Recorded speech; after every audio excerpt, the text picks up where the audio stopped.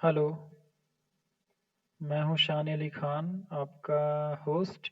और सबको नमस्कार। फिर से मैं लेकर आया हूँ वर्ल्ड वार वन की वीडियो। और जैसा कि आपको मैंने पिछले क्लास में बताया था इंग्लिश में, अब थोड़ा सा हिंदी में भी यहाँ पे बताता चलूँ। वर्ल्ड वार वन में हुआ क्या था आखिर, है ना। तो हम लोग सबसे पहले देखेंगे वर्ल्ड वार वन में कौन कौन सी कंट्रीज थी और कैसे कैसे लड़ाई हुआ, आगे कैसे कैसे बढ़ा। तो सबसे पहले आप स्लाइड को देखते जाइएगा दोस्तों। डेट्स को जानने की सबसे पहले कोशिश करेंगे। 28 जुलाई 1914 में ये लड़ाई शुरू होती है और 11 नवंबर 1918 में खत्म हो जाती है। तो क्या कारण आखिर रहे होंगे वर्ल्ड वार होने के पीछे? तो कुछ ना कुछ कारण रहते हैं तभी लड़ाई होती है, बिना कारण के तो कोई लड़ाई होती नहीं है। तो क्या कारण रहे होंगे, सबसे पहले हम लोग जान लेते हैं कि इस लड़ाई में 17 मिलियन लोगों ने अपना जान गंवा दिया था, जिसमें से 11 मिलियन कॉम्बेटेंट्स यानी मिलिट्री जो लड़ रहे थे वो थे सभी देशों को मिला करके, और 6 मिलियन वहां के जो लोग रह रहे थे सिविलियंस जिसको बोल सकते हैं, और 20 मिलियन जो लोग थे वो जख्मी हो चुके थे इस युद्ध में, है ना। फिर हम लोग देखेंगे कि इसके जो कारण मैंने बताया कारण क्या रहे होंगे। उससे पहले हम लोग देखेंगे कौन कौन सी कंट्रीज इसमें लड़ रही थी। दो पावर्स थे उस वक्त के, सुपर पावर, जो कि सेंट्रल पावर्स और अलाइड पावर्स के बीच में ये लड़ाई हुई। तो सेंट्रल पावर्स की तरफ से कौन कौन लड़ रहे थे आप देख सकते हो स्क्रीन पे। ये Austro Hungarian empire, Germany empire, Ottoman empire जिसको आप आज तुर्की के नाम से भी जान सकते हो। अलाइड पावर्स की तरफ से आप देख सकते हो कि रसिया, फ्रांस, ब्रिटेन, जापान पहले से ही थे, और यूएस की एंट्री हो जाती है 1917 से 18 में जब जाकर के एंड हो गया। तो यूएस की एंट्री से ही ये खत्म हो चुका था वार, है ना। तो कैसे खत्म हुआ और क्या क्या कारण रहे थोड़ा देखने की कोशिश करेंगे। तो इसके कारण जो रहे मेन कॉजेज वो देखेंगे। मेन कॉजेज को हम लोग एब्रीविएशन भी कर दिए हैं मेन से ही, यानी कि मिलिट्रिज्म और अलायंस सिस्टम, इंपेरियलिज्म और नेशनलिज्म, जिसको विस्तार से हम चर्चा करेंगे कि ये होता क्या है। अब यहाँ पे देखेंगे जैसा कि मिलिट्रिज्म के बारे में, तो इसमें आप देख सकते हो कि बहुत सारे पोर्ट्स जो थे वो एक दूसरे देश के उड़ा दिए गए, है ना। उसके बाद हम लोग देखेंगे मशीन गन्स, टैंक्स, यानी कि वेपन्स की बात हो रही है यहाँ पे। और सबसे बड़ा कारण ये बना कि इंडस्ट्रियल रिवॉल्यूशन देखने को मिलता है दो सुपर पावर के बीच में। पहला तो ब्रिटेन और दूसरा जर्मनी, दोनों एक दूसरे को टक्कर देना चाह रहे थे। मिलिट्री इक्विपमेंट्स भी दोनों के पास काफी थे, है ना। फिर देखेंगे दूसरा है कि अलायंस सिस्टम। तो अलायंस सिस्टम में हम लोग देखेंगे कि कुछ देश जो थे ट्रीटी करके एक तरफ हो जा रहे थे, कुछ देश दूसरी तरफ हो जा रहे थे। तो इस ट्रीटी में हम 19th सेंचुरी में देखेंगे बहुत सारी ट्रीटी हुई बैलेंस करने के लिए पावर को, यानी दोनों तरफ का पावर बैलेंस रहे। तो दो ट्रीटी यहाँ पे होती है, ट्रिपल अलायंस के बीच में 1882 में ट्रीटी हुई थी। ऑस्ट्रिया हंगरी उसमें शामिल है, जर्मनी और इटली। लेकिन बाद के काल में देखेंगे कि ये ट्रीटी हुई थी एक दूसरे देश पर जो हमला करेगा उससे बचाने के लिए, लेकिन ये वर्ल्ड वार शुरू होने की वजह से इटली पीछे हट गया था, ये याद रखेंगे। यहाँ पे ऑटोमन एम्पायर यानी तुर्की आ गया था। और ट्रिपल इंटेंट जो कि 1907 में हुई, फ्रांस, ब्रिटेन और रसिया इसमें शामिल रहा, है ना। फिर देखेंगे इसको हम लोग स्क्रैम्बल फॉर अफ्रीका भी बोल सकते हैं, क्योंकि अफ्रीका की कुछ कॉलोनीज थी उस वक्त जिसके लिए लड़ाई हो रहा था जर्मनी और ब्रिटेन के देशों के साथ, यानी दो पावर के साथ, वहाँ कॉलोनीज को कब्जा करने के लिए। और Britain lead everyone else want to complete vast resources and man power at disposal, यानी कि आप देखोगे कि ब्रिटेन की कॉलोनी, ब्रिटेन के पास अपनी आर्मी तो उतनी थी नहीं, लेकिन हम लोग देखेंगे कि ब्रिटेन ने काफी दुनिया में कब्जा कर रखा था, कॉलोनीज बना रखी थी, तो वहां से उसको मैन पावर अच्छा खासा मिल जाता था दोस्तों, जिसको हम लोग इम्पेरियलिज्म भी बोल सकते हो आप, यानी कि कब्जा करके अपने फोर्स में शामिल कर लेना। और अंतिम कारण क्या था? नेशनलिज्म। उस वक्त का जो पूरी दुनिया का मैप को निहारने की कोशिश करेंगे तो कुछ दुनिया यानी वर्ल्ड दो भागों में बढ़ गया था। First one is central power, second one is allied power. तो यूरोप में एक नेशनलिस्टिक वेव बोल सकते हो आप, उस वक्त राष्ट्रीय राष्ट्रीयता की भावना इतनी अच्छे से जाग रही थी, उसी से प्रेरित होकर के बाद में भारत, श्रीलंका, ये सब देश भी आजाद हुए, है ना।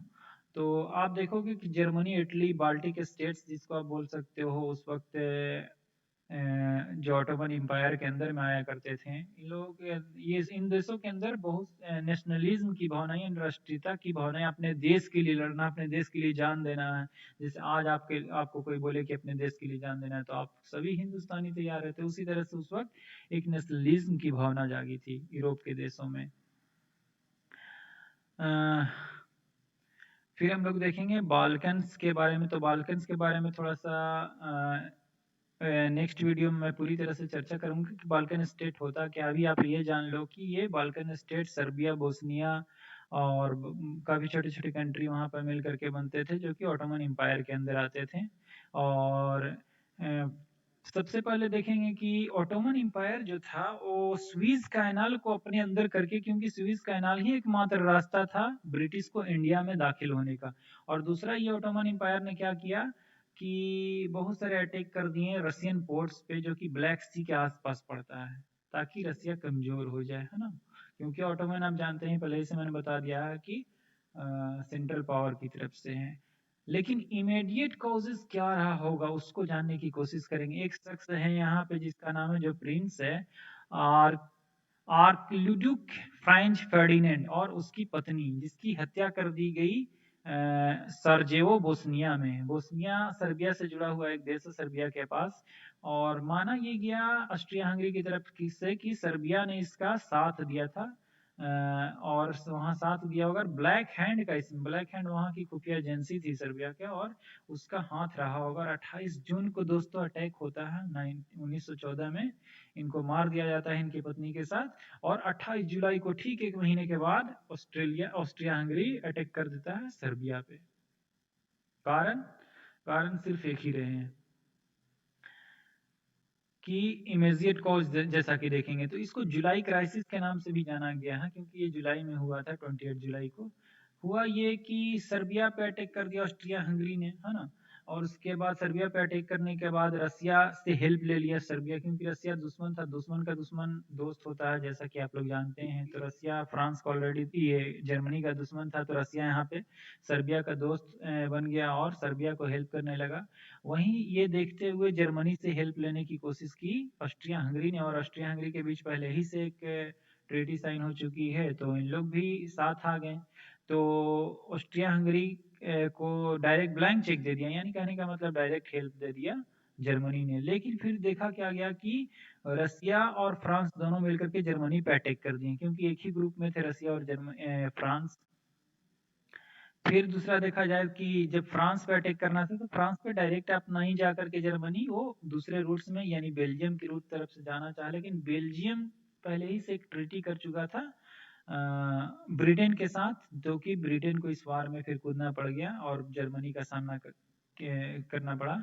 और जर्मनी शुरुआत में देखा जाए तो जर्मनी काफी सक्सेस हो रहा था, रसिया आर्मीज को भी भगा रहा था मार के। लेकिन बाद के काल में फिर देखा जर्मनी की फिर लास्ट में क्या स्थिति होती है, आप आगे की स्लाइड में आप देखोगे। ऑटोमन एम्पायर्स, जो मैंने बताया कि स्विस कैनल पे हमला कर दिया था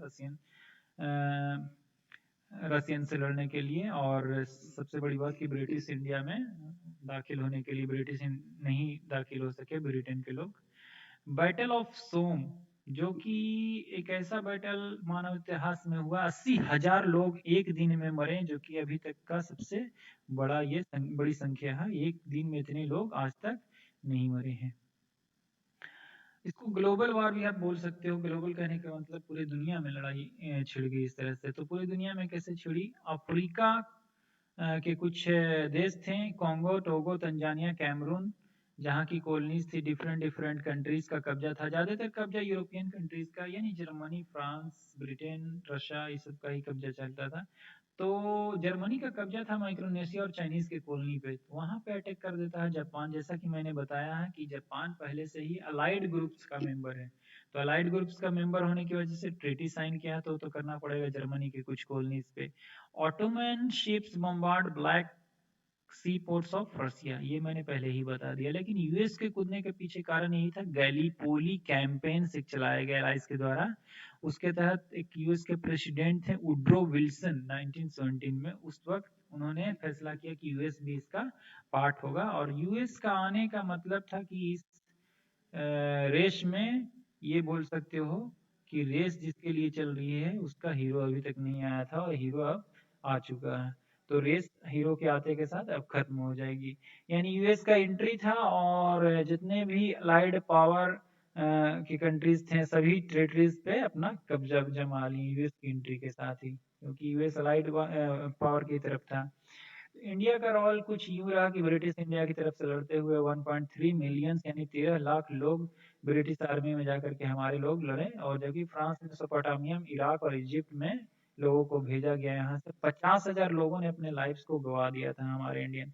और उसी के याद में आप देखोगे कि इंडिया गेट मेमोरियल बना हुआ है, आप दिल्ली में जाकर देख सकते हो। लेकिन उसके अलावा भी एक और वार हुई थी, एंग्लो अफगान वार, उसके याद में भी कुछ लोगों का वहाँ पे भी नाम देख सकते हो आप। और वर्ल्ड वार वन यही समाप्त हो गया। अब इसमें आप बोल सकते हो कि लीग ऑफ नेशंस 1918 में आया, लेकिन 1920 तक आते आते लीग ऑफ नेशंस भी फ्लॉप हो गया।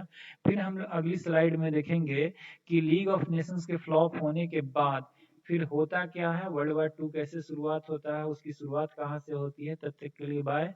आप अपना ख्याल रखें, अपने फैमिली का ख्याल रखें, स्टे होम। एक थोड़ा सा मैं ये कहना चाहूँगा कि आज मैं लूडो खेल रहा था तो वहाँ से एक बात मुझे पता चली कि घर में, यानी जो गोटी घर में रहती है उसे कभी मारा नहीं जा सकता है। तो stay at home, save your life. Thank you so much for watching, and please share it all if you are have interested in this video. Okay, bye.